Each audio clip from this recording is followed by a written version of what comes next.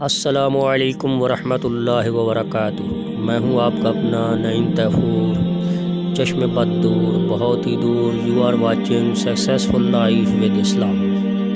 دوستو، اگر آپ کو کوئی شخص یہ بتائے کہ فلاں صحابی رسول کا فلاں ملک کے فلاں بینک میں اکاؤنٹ موجود ہے اور اس میں کرنسی کا لین دین بھی ہو رہا ہے، تو کیا آپ کو تعجب ہوگا؟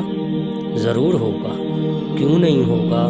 لیکن یہ حقیقت ہے، کیونکہ حضرت عثمان غنی رضی اللہ تعالی عنہ کا اکاؤنٹ سعودی عرب کے بینک میں موجود ہے اور اس میں کرنسی کا لین دین بھی ہو رہا ہے۔ اس عجیب و غریب واقعے کی حقیقت کچھ اس طرح ہے کہ حضرت عثمان غنی رضی اللہ تعالی عنہ نے اپنی سخاوت کی وجہ سے ایک بہت بڑا باغ وقف کر دیا تھا اور وہ وقف آج تک قائم رہا۔ وہ باغ جہاں واقع تھا وہ جگہ آج کل شہر کے اندر آ گئی اور وہاں باغ کا قائم رہنا ممکن نہ رہا۔ سعودی حکومت نے اس کے بارے میں فیصلہ کیا کہ یہاں ایک ہوٹل تعمیر کر دیا جائے۔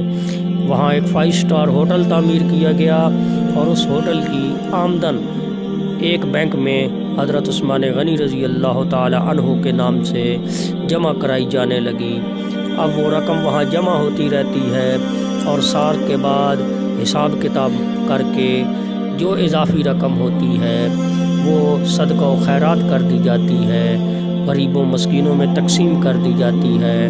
یوں ایک صحابی رسول کا آج سے قریب 1500 سال پرانا وقف آج بھی چل رہا ہے اور اس کا کھاتہ بینک کے اکاؤنٹ میں موجود ہے۔